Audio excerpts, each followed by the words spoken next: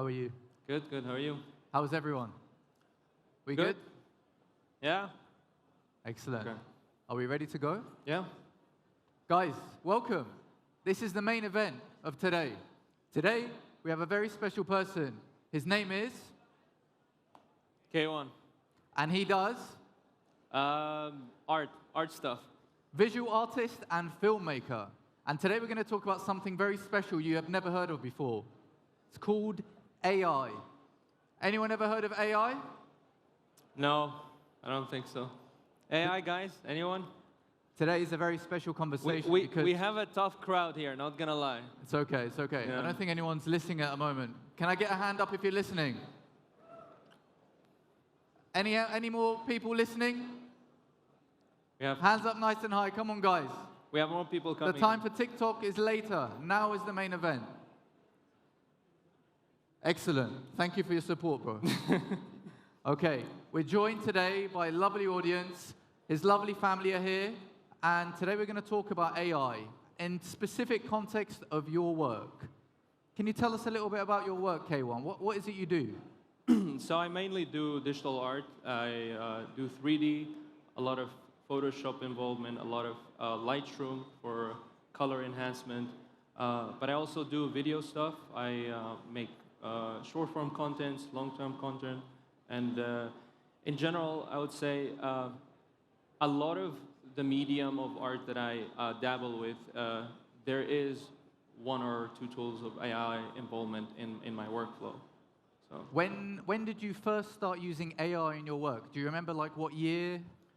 the first AI that really impressed me was the AI transcript for subtitles. So I used to do video editing a lot, and part of the video editing, when you want to add subtitles, it's like manual labor, because sometimes it can take an hour or 2 hours just to add second-by-second subtitle. But then AI, with AI innovation and development, Adobe Premiere and DaVinci Resolve, all these softwares started implementing auto transcript. So within seconds, you have literally full subtitles ready for you, and you just have to make a few tweaks and adjustments, and you're ready to go. So that saved me hours of work.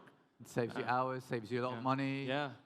And that frees you up to do more creative things, yeah? Yeah, and again, I've always been against the AI that does the full replacement of your workflow as an artist. I don't think artists should 100% rely on AI to do everything for them.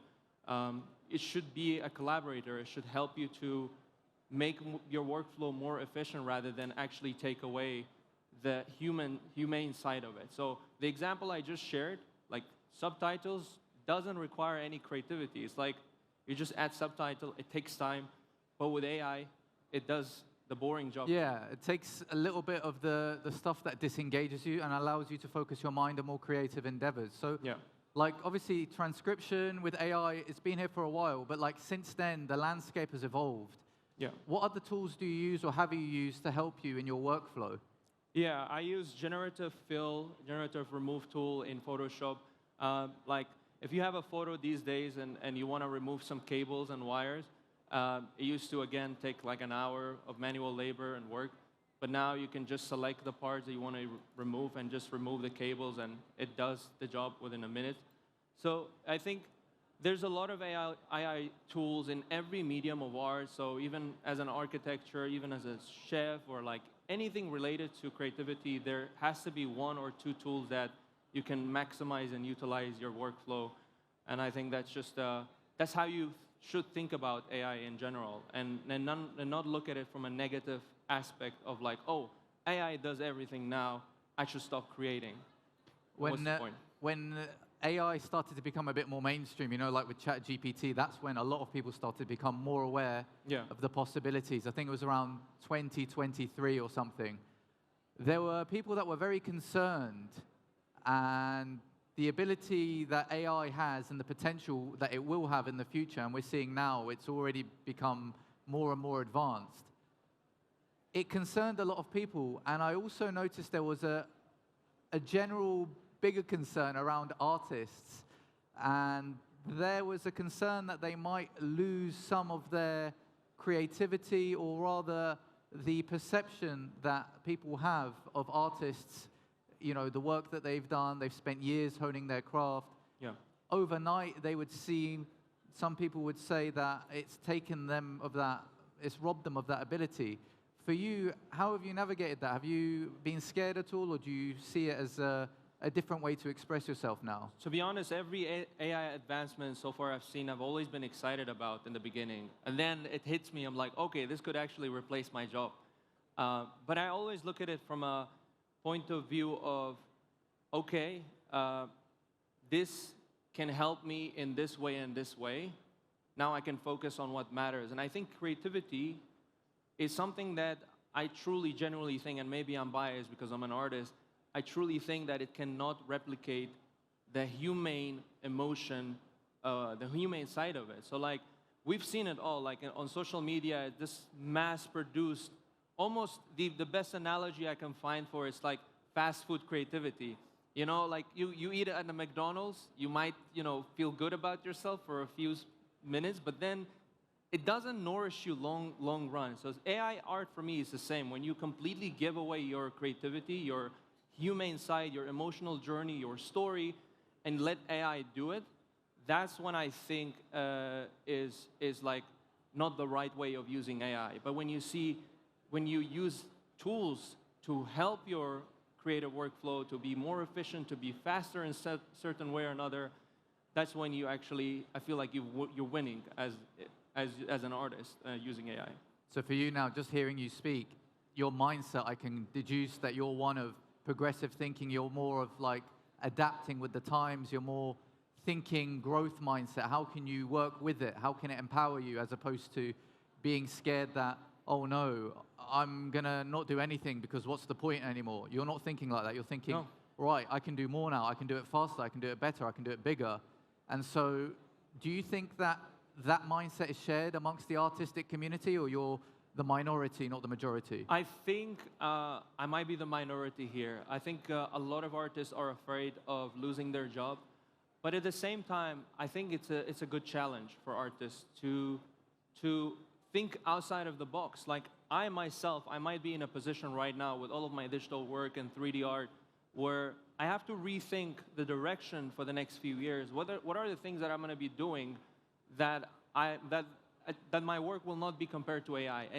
And maybe it's a losing game. Maybe you will always lose against AI. But I think there are two hills that you can climb on with being an artist. One is like relying fully on AI and doing everything for you. And the other one is like utilizing it and focusing on the craft. And I think there will be people still in 5 to 10 years always craving for the humane side of things. They want to care about that this art is made by a human and not just another AI. We've seen so many good examples, AI being flooded on social media, and the moment we realize it's AI, you disengage.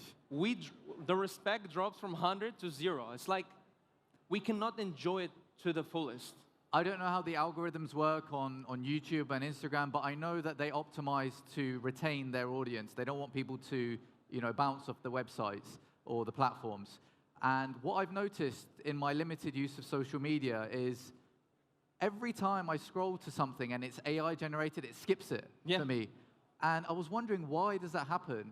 And I think it's because, as you've noticed, as I've noticed, as many other people have probably noticed as well, whenever there's something that is AI generated, humans typically disengage from that more than if it was, you know, created by a real person and it has a real story, a real message, a real human touch to it. And so because of that, people are more hypersensitive to what's real, what's not now than they've ever been.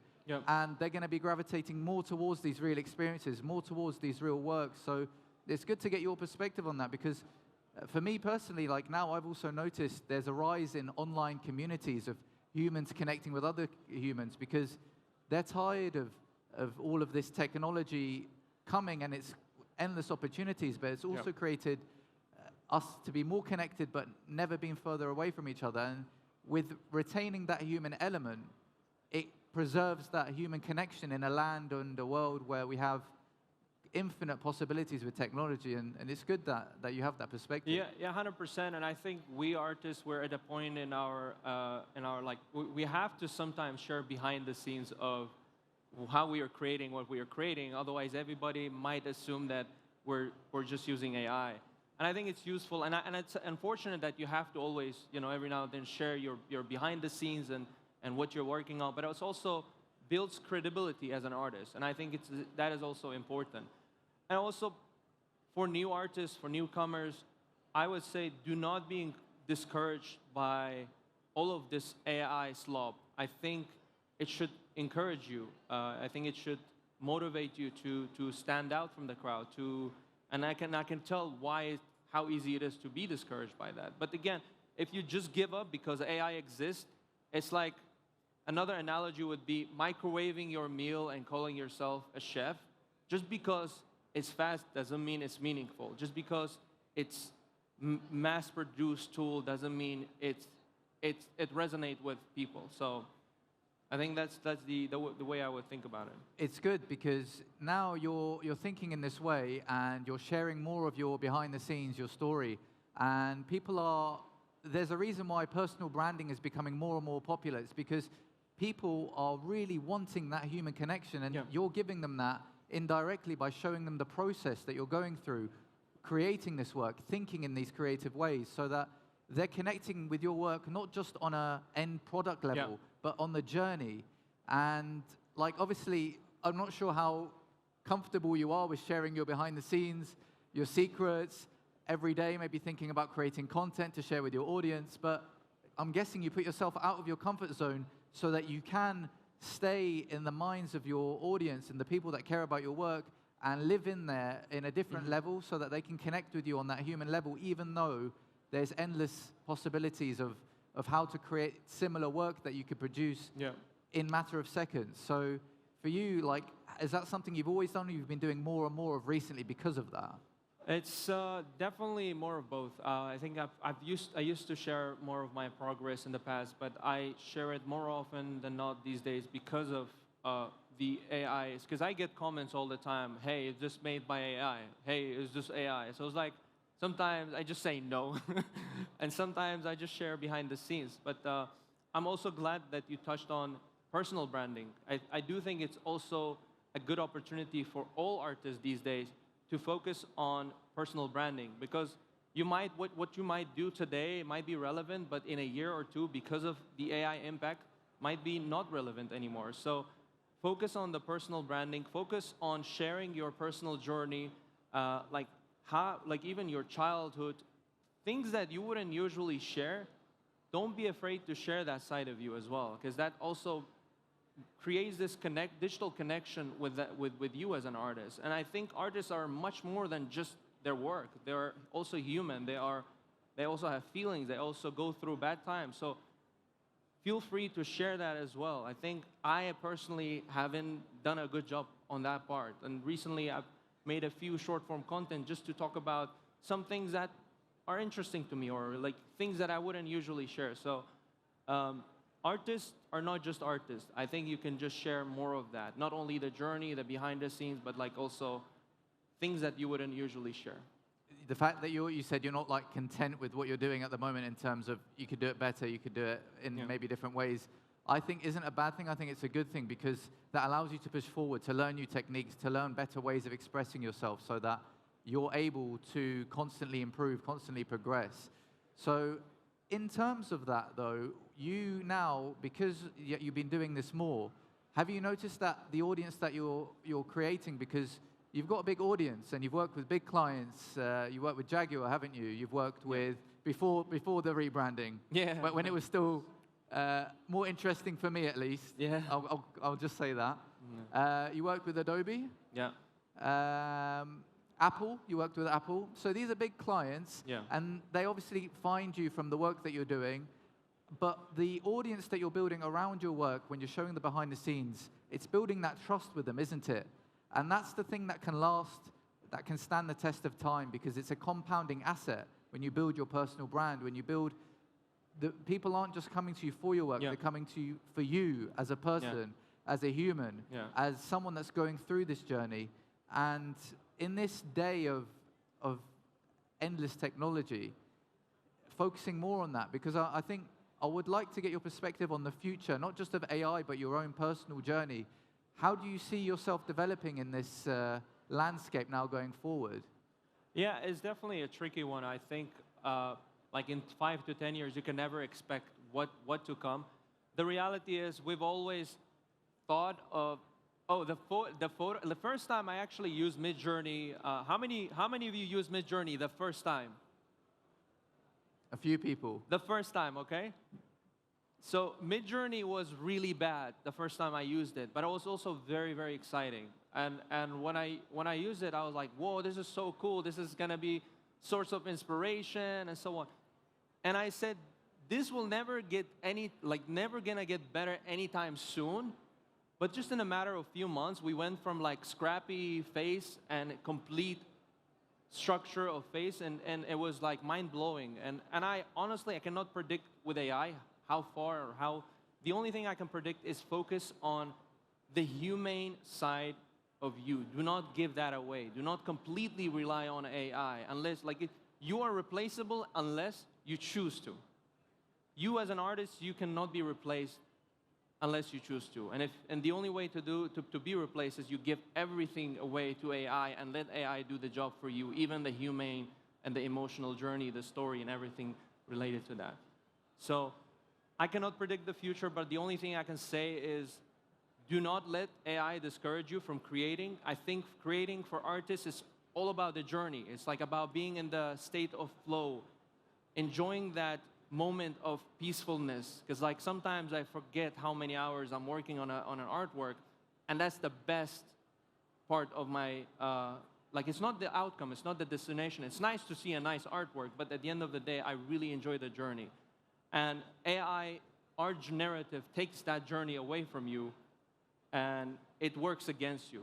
But you can find different ways of maybe expressing yourself, maybe different ways of getting in that focused state to be creative. Like if it takes a little bit of that labor that you might not have liked, you could focus your efforts on the stuff that you do like, even though AI could help. So for you now, going forward, do you see any changes in the way that you're going to be working over the next couple of years in the area? Yeah, absolutely. I mean, when it comes to AI, AI can be in many different forms. Like I use ChatGPT almost every day because I'm not a big fan of writing, right? So it depends on who you are. And you might argue like, oh, you're bad for using GPT, or you need to hire a writer or whatever.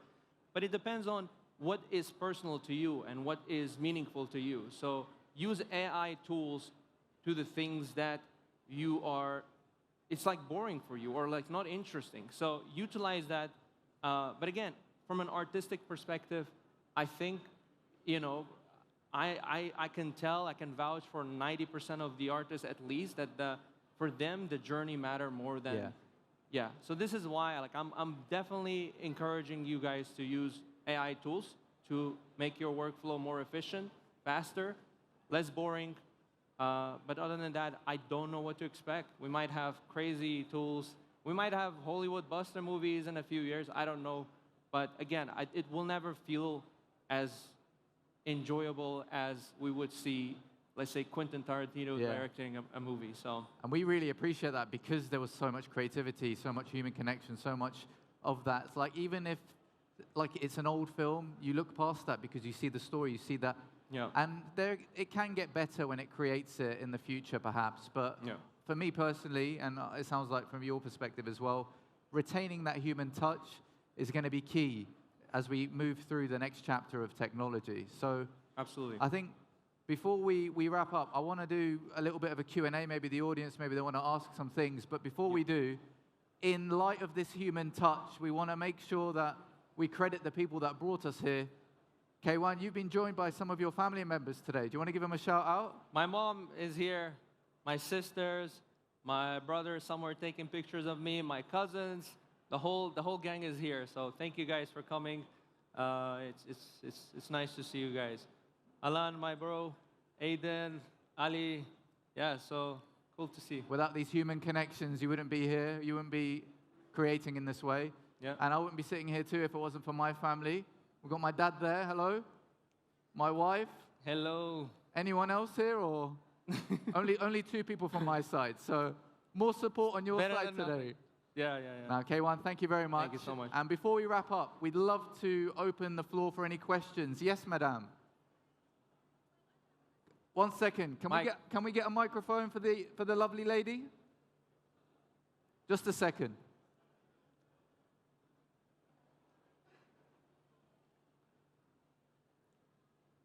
Any more questions so we can think about... Okay, we've got another question, MJ. Another question.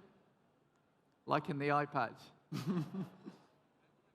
Yes, Yeah? yes. A little Jack Sparrow over there. Yes, welcome. My question is, do you intend to keep a balance between using AI to actually solve a problem while working, or is just being used because we are lazy? In other words, does it make us more creative or lazier? That's a really good question. I think it can do both. I think there is always negative side that comes with AI, which is, you know, if you're a lazy person by nature and you're not driven by...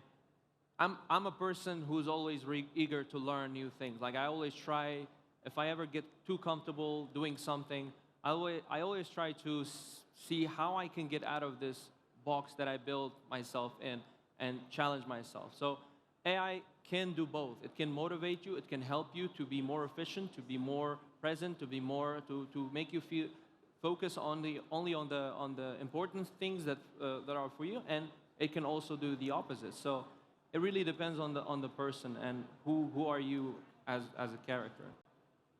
Yeah, I'd echo those as well. Get out of your comfort zone so you're constantly developing, but at the same time, it's a tool. Like anything else, you can use a screwdriver or you can use a drill. Like, they're different types of tools, and it depends on the creative work that you want to do. So, thank you for your question. We have MJ. Another MJ question?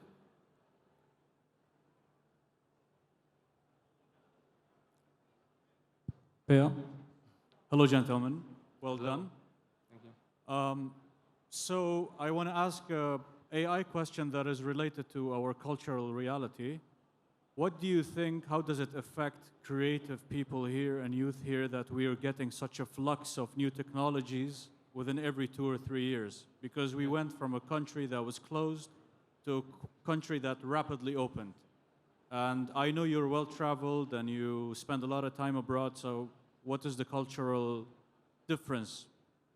That's a really good question. Do you ask from an artistic perspective or general perspective? From an artistic perspective. Okay. So I think our artists here in Kurdistan especially have much less barrier to actually get into art, in my opinion. Like they might get discouraged by seeing all this AI art slump.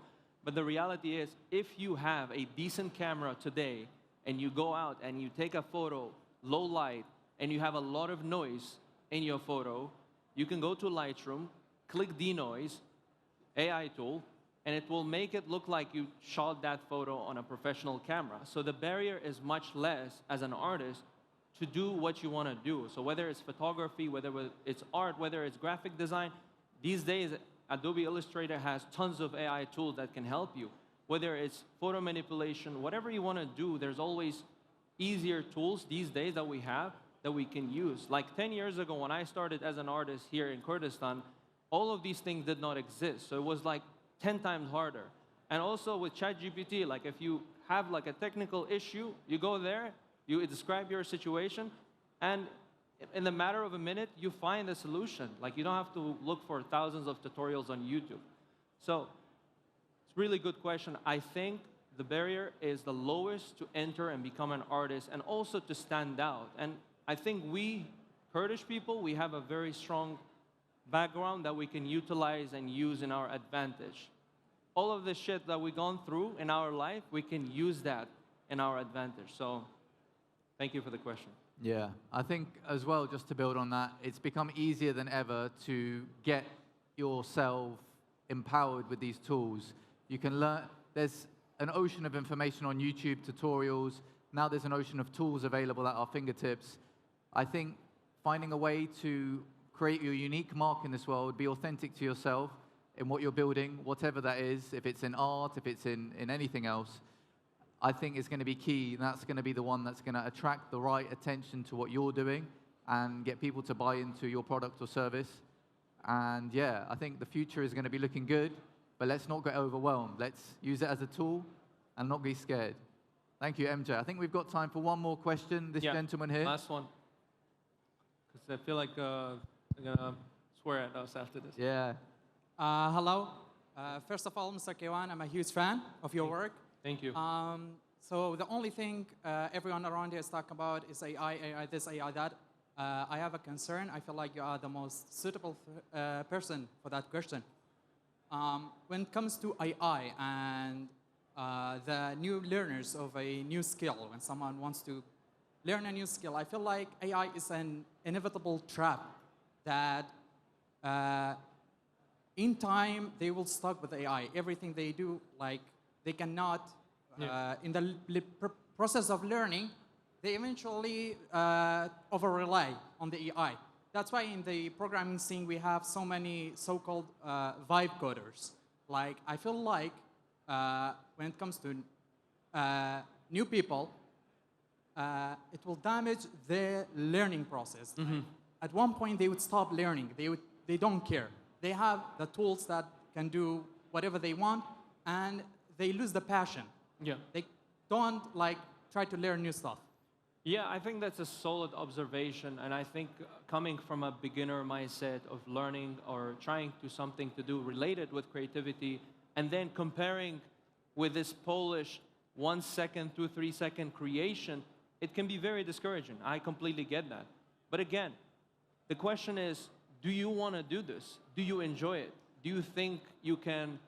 Because with any medium of art, there will be a period, especially in the beginning, where you have to go through a lot of obstacles to get to the results you want. You can, if you want to create content, you can use AI. AI is your factory. But if you want to create art that is humane, that is related to you, that is close to you, and I know I'm coming from a luxurious perspective on this, but I do think that's the only way for you to push, to learn, to not stop, and not let AI to discourage you. Because what are we going to do? Are we going to just stop creating just because AI exists? No. And also think of creative way of like battling against AI. Like think of what AI cannot do at the moment. Like try to do that. Like you can still enjoy it, you know? So you just have to be smart about it. If you do the kind of art that is just like AI, people will assume that is AI. So how can you be different? That's the question. Again, I think this is also building on what we were talking about with MJ's question, identifying what can you bring to the table that AI can't, you personally or you collectively as a team. And that defining mark is going to attract people to your work, to what you're doing. And I think it's very important now because I remember a time when AI didn't exist. I remember a time when iPhones didn't exist. And I am very happy I went through that period. And most people in this room went through that period. Blackberries, we went through Nokia 6210s, we went through dial-up internet. We worked through those progressions of technology, and we remember a time when it didn't exist, and it allows you to appreciate what you have now as a tool, because we remembered the hard work it took at the beginning to really get started, to learn the skills, to develop our abilities in the space. And now, with the next generation coming in, with all of these tools in abundance, it's harder for them, but they will have different challenges that we had when we were younger that our parents didn't have. And so for them, I think, just to build on, to circle back to this recurring theme, retaining that human element as best as you can, finding the things that AI can't do and really zooming in on that so that you're able to craft a unique mark in this world in spite of all of the advancements, so that people love you for what you're doing, for the communities that you're building, and the work that you're putting out there to help the next generation build. Guys, thank you very much. I want a nice round of applause for our guest Kaiwan here today. It's been a pleasure. Thank you. And another round of applause for yourselves. Thank you very much for listening to us speak all this time. Hopefully we didn't give you a big headache. And we've got more exciting stuff happening today. So, all the best.